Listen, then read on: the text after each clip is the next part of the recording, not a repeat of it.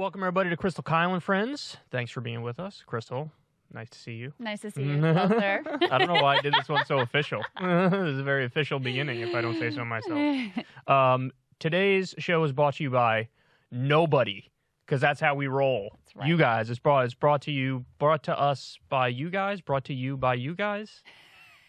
It's you guys pay for the show. Thank you. We appreciate it. You make it happen. Yeah, you make it happen. We don't accept any ad money, and we're very proud of that fact, which is why I'm bragging about it right now at the top of the show. But anyway, today we're having a lovely conversation. Yes, with a labor organizer. I actually got to speak with her briefly on Breaking Points and really loved what she had to say. Her name's Daisy Pitkin. She just wrote a book called On the Line, A Story of Class Solidarity and Two Women's Epic Fight to Build a Union. She's also involved in the Starbucks organizing effort, so she can speak to that. Starbucks has decided they are going all in on union busting, like amping it up even to higher levels. But she also can speak to the broader labor movement and the Amazon labor union, which I obviously am extremely excited about because of the transformational possibilities for the working class. So very timely guest we have here. So she's a labor organizer. She's part of a union called Unite. Yes. And from what I understand, you were telling me that Unite is one of the more aggressive unions in terms of organizing people. That's right. So this is not a defensive outlet. This is a very offensive outlet. And she has been on the front lines of going into some of the most difficult possible workplaces, conditions in,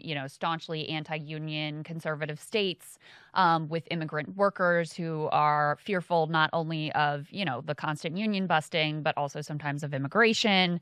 And so she really has, a visceral experience with just how hard it is for working class people, for workers to get representation and be able to exercise the legal rights they're supposedly entitled to. So, yeah, so I'm really looking forward to the conversation. It's going to be a good one. But before we get to that, why don't you tell me a little bit about what was the first story we were going to cover again? Well, we could talk either about there's a little personal development with regard to Spotify and Breaking Points. Let's wait on that one. Plus. Let's wait on the CNN Plus Yeah. thing. Yeah, this story is... Go ahead. This is fun. Okay, so as you guys know, CNN Plus had their big flashy launch with exciting personalities like Wolf Blitzer, Anderson Cooper, Jake Tapper. So this is the live stream. Let's explain to everybody just the basic. Yeah. This is their live stream effort to try to compete with new media, basically. Because, look, the reality is CNN makes buckets and buckets of money from traditional cable news, but they also we're on top of it today. they also recognize that their average viewer is like 68 years old, like 67, 68, somewhere in there. That the cable news model overall is dying, matter of when, not if. And so they know they got to do something. And Zucker's last big push before he got pushed down was putting together CNN Plus. It's their streaming effort. MSNBC already has one. It's called Peacock. Fox already has one. It's called like Fox News Nation or something. I didn't even know Fox had one. Oh, you didn't? No, yeah, I that's didn't. where like Diamond and Silk had a show there. Lorenzo had a show over there. Yeah, she got hired for that. So they've spent a lot of... Actually, Tucker has a show there, too. Really? That even people don't watch any of it. In the wood room. In the wood room. Why are you in a wood room? Yeah. That's an expensive wood room, too. We know how much sets cost. That's a lot of money that they put into that it's just so weird room. Silly. Anyway, none of them is going very well, although they don't really publish their numbers, which is proof that it's not going well. Because if it was going well, they would tell you all about it. Okay. So this is CNN's Netflix or CNN's Disney Plus. That's what this is. Their attempt at that. Their attempt at that, yeah. yes, except without the content that anyone wants to watch. Okay. True. So we have a little bit of indication of how this is actually going. And this is from TechCrunch. So it's not some like partisan or anti-CNN outlet. They say CNN Plus launch might be off to a bumpy start, numbers suggest. CNN Plus launched on Tuesday, March 29th, and is already showing mediocre results in terms of standalone mobile app installs. Sensor Tower released its initial figures that show the CNN app, which now houses that new streaming service, added about 18,000 installs on the day of launch. During the 7 days ending March 22nd, it had an average of 9,000 installs per day.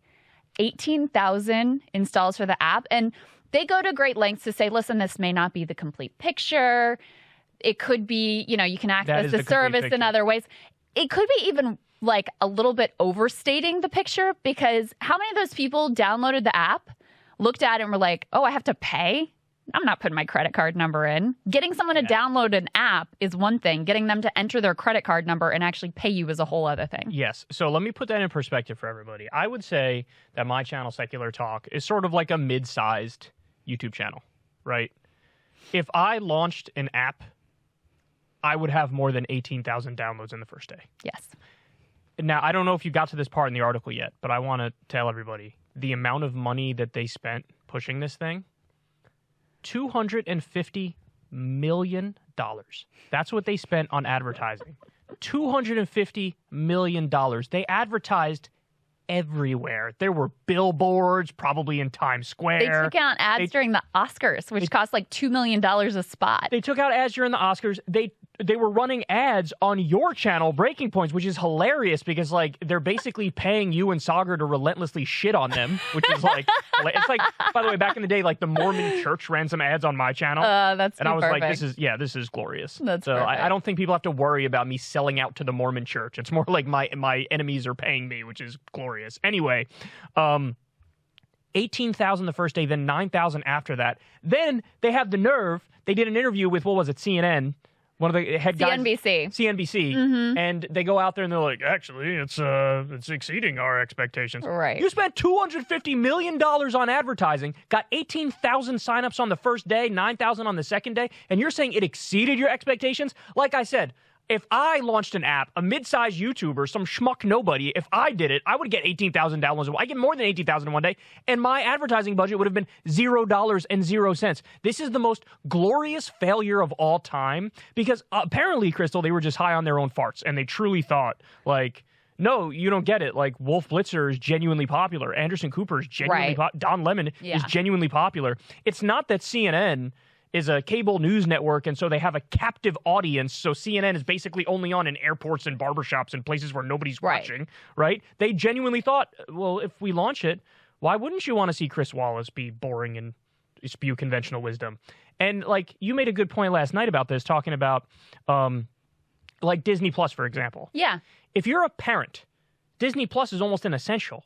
Because kids love Disney, all the Disney movies. All of their stuff is consolidated in that area. There's a reason why you get it. Netflix is good for adults because Netflix has all these amazing series that sort of like take risks, which you don't usually see on like network TV anymore or cable TV anymore. And so, you know, that seems sort of essential. They have some cool stuff that drops there every now and then. What is CNN Plus? People don't even want to watch regular CNN, and it's free. Why would anybody want to watch? Why would anybody want to pay to watch CNN? Right. Yeah, they convince themselves that the fact that they have this like rigged market and a certain number of viewers that just sort of like automatically show up and have it on in the background translated into actual interest in these specific personalities, because it's a totally different thing to, you know, happen to have cable news on because that's your habit and it's on in the background, or it's on at the airport, or it's on at the restaurant or whatever, and to affirmatively say, you know what, I really want to see what Wolf Blitzer's take is on this story, or I really want to see Chris Wallace's interview with William Shatner, and I'm willing to download the app, put in my credit card, pay, go navigate through and find this thing. I mean, I don't know what they were thinking. Just consider this one little data point. Brian Stelter, when he went on vacation from his normal CNN show, the ratings went up. They gave him a daily show on this thing. Like, Casey Hunt is my favorite. People have already like demonstrated to you, not only do I not want more content from this guy, I actually want less content from this guy. And you're like, daily show. That's the ticket. Casey Hunt is my favorite because she has what I would describe as anti-charisma. Like, you want to not pay attention you instantly want to stop listening as she starts talking. I mean, CNN's whole model was basically to have sort of interchangeable nondescript news bots who basically all do the same thing. Yep. And then you want to break it out and be like, no, actually, we believe they're stars. I don't know. So far, it seems not to be working out for them. And the thing is, they offer nothing. Like, that's the thing. It'd be one thing if the delivery was lacking and they're not charismatic, but they have, like, poignant things to say. Honestly, or vice versa. You don't yeah. have pointy things to say, but you're actually charismatic and interesting. It's a wasteland. And, think about the way it works. Like, people are in management, people are actively choosing who are we going to promote, who's going to get a show, what the fuck does Jeff Zucker know about what's interesting and entertaining and accurate? He's just a random dude. He doesn't know anything. In a weird way, I always said this about new media. In a weird way, this is like the true free market. Yeah, well, that's what they're finding out. Yeah, because it's like you have all these endless options. Mm-hmm. And for somebody to really say, no, I'm going to listen to that and I'm going to listen to that regularly, there's genuinely a connection there. Like, you're genuinely offering something that the person is interested in. Right. And that just doesn't exist. You have an ocean of content and you have to pick out individual creators. The people who are on TV, on CNN, on MSNBC, on Fox, they're charity cases. That's what they are. Yeah. It's just, we're going to prop you up fakely. That's what it is. I mean, they basically have their pitch to people is basically like, pay for CNN only a little worse. And devastating. That's so true. Right? It sort of shows a level of contempt for the independent media ecosystem. Right. Because as you said, I mean, look, there's plenty of crappy independent media too, but there's also really good, like, high quality stuff that both of us have really leaned on for, understanding the relevant history in Ukraine and Russia and different thinkers that you don't get to hear from in long form, and analysis of the military tactics. And all of that already exists. So for you to provide something that's actually going to be a value add for people to the point that they say, yeah, it's worth it for me to go through the trouble to download this app and find this thing and put in my credit card info and spend my hard-earned dollars on this thing every month, you've got to contribute something that is actually going to be not only valuable for them in terms of the information, but it's going to be something they believe in, that they can sort of lean into as a project. Like, I believe in supporting this particular mission that you're engaged in. They don't have a mission. They don't have any thing they're doing in the world other than try to make money. I like your point that it's sort of a smack in the face to independent media, because they're trying to jump into more of the independent media game,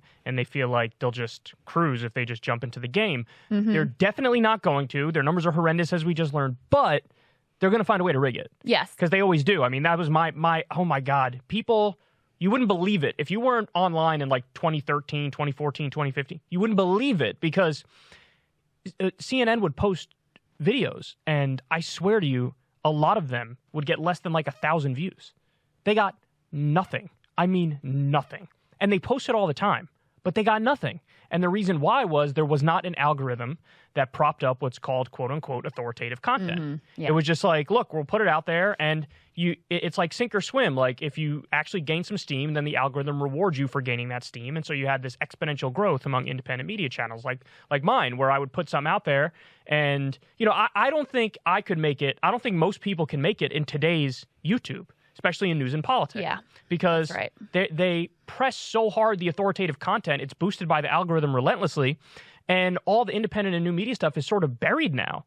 And so they never would have been able to compete if not for the algorithmic rigging, effectively. Yes. And so now what I'm afraid of, you made a good point, and they even mentioned in the article that they're probably going to end up doing some sort of package deal with Discovery Plus or HBO or something. Mm-hmm. Right. And so this way you take the content that's actually good, that people like, and then you sort of put this on top of it with it, and then they'll turn around and brag about their numbers as if they earned that on their own volition. And it's like, no, you hopped on the bandwagon of something that was actually successful. Right. The same way that YouTube rigged the algorithm for them to do well on YouTube. Well, and there was also news that came out literally on their launch day that they were already looking at layoffs. Yes, I covered that. Yeah. Mm-hmm. But to your point, as fun as it is to mock them for their really embarrassingly pathetic performance here after spending $250 million on getting to this launch date.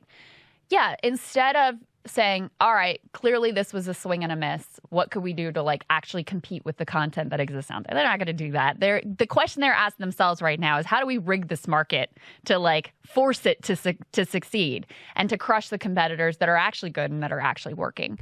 And that's why this is dangerous, and why it is both a moment of opportunity and danger in terms of the independent media ecosystem, which I think is incredibly vital for having just kind of the basics of a democracy in this country. Because on the one hand, CNN clearly recognizes, and MSNBC clearly recognizes, and the New York Times and Fox News, all these outlets really recognize that their old models are not working anymore. So especially with cable news, you see younger generations are not tuning into you. You see the trust has fallen off a cliff. You see with Trump gone, the ratings are way down. All of those things are really manifest. And they were manifest before the Trump era too. I mean, I was there at MSNBC and they were already in panic mode over like, what do we do? Because younger Americans are just not going to watch cable news. So they have a major issue there. They recognize it. And they're trying to make these plays into more independent media spaces. And so it's a good thing because there's an opportunity for us to kind of be a more credible competitor to the mainstream. But the danger is that they're going to try to snuff us out, try to destroy the landscape, try to dominate whatever the new thing is. Yeah, so. And like I said, they've already done that to a large extent. Oh, yeah, and so absolutely. now it's just like, it gets worse and worse as time goes by. So anyway, I mean, let me ask you a question. There's a random question to end on here, but are they going to have ads on it too? I don't know. Okay, because I would break some shit if they had ads on it too. But you have to think they're not going to be satisfied just with subscriber revenue. Usually the point of a subscription model is so that you don't have ads. Right. I mean, that's like premium acts like that. You know what I'm saying? Yeah. I don't know. People drive me crazy. It's like that new Bill Maher podcast, which I suffered through a couple episodes of. He has ads. And he made it seem like, I want to do something different. Like, I want to get into the, this game here. And it's like, he made it seem like, it's just for fun, like in my little break time that I have during my week. And he's reading ads for products I 100% know Bill Maher doesn't use. Right. It's like, bro, you're Bill Maher. You're worth $1 gazillion. Do you really need to do ads? It all feels so fucking soulless to me. It really does. Yeah. Like, it's just everybody's trying to do the money grab and climb the ladder without putting in the work. And it's, I want to take a shower. Yeah.